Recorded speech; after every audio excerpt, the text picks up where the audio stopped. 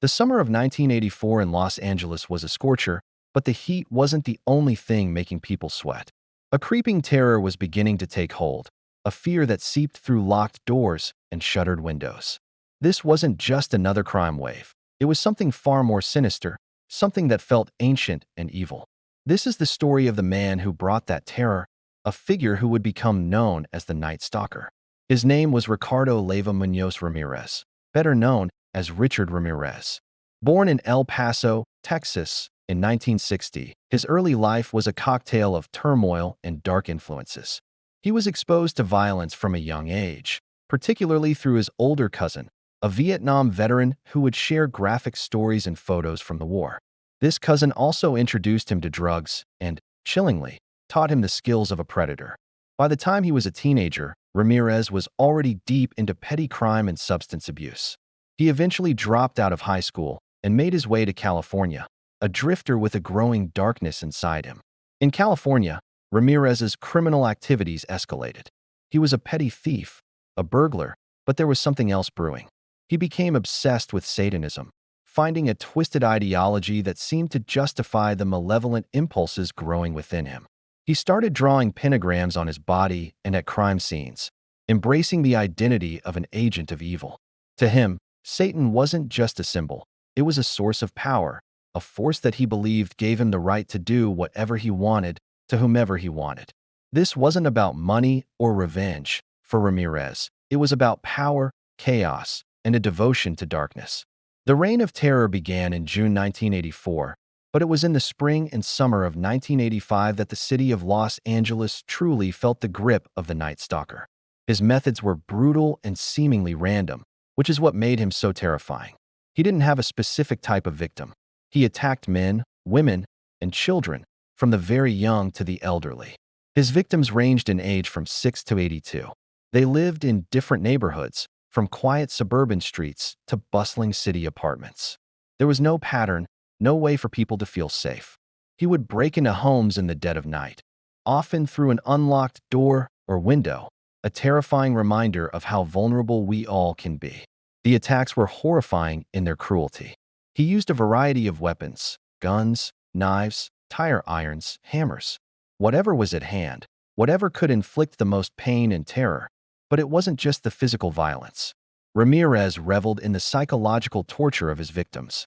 He would force them to swear allegiance to Satan, leaving behind his satanic symbols as a calling card.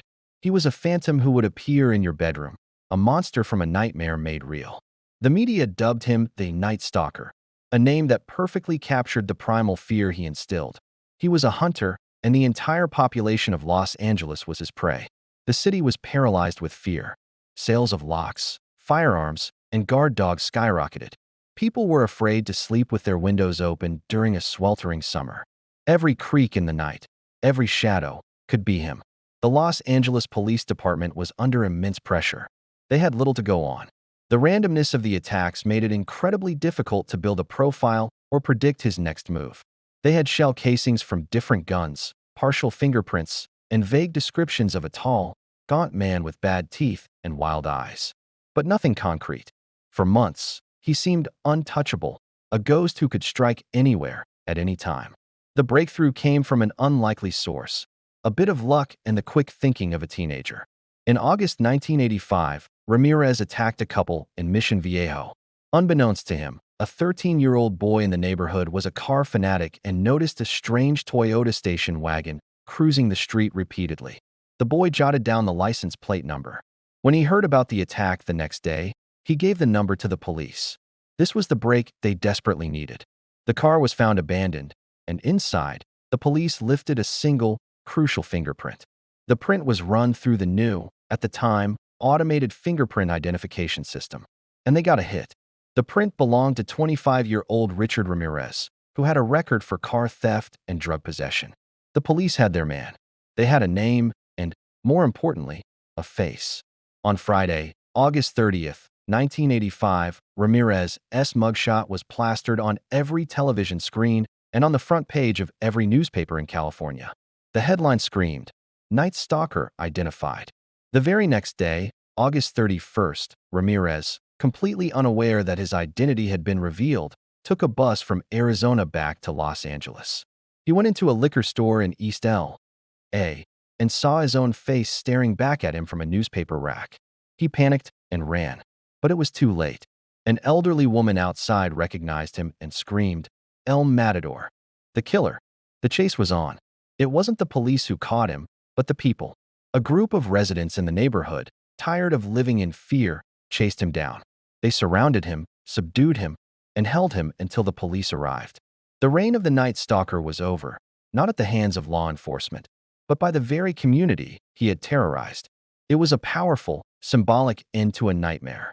The trial of Richard Ramirez was a media circus. He walked into the courtroom with a pentagram drawn on his palm, which he flashed to the cameras, shouting, "Hail Satan!"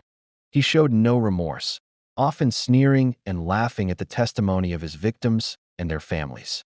He seemed to relish the attention, basking in his own infamy. The evidence against him was overwhelming.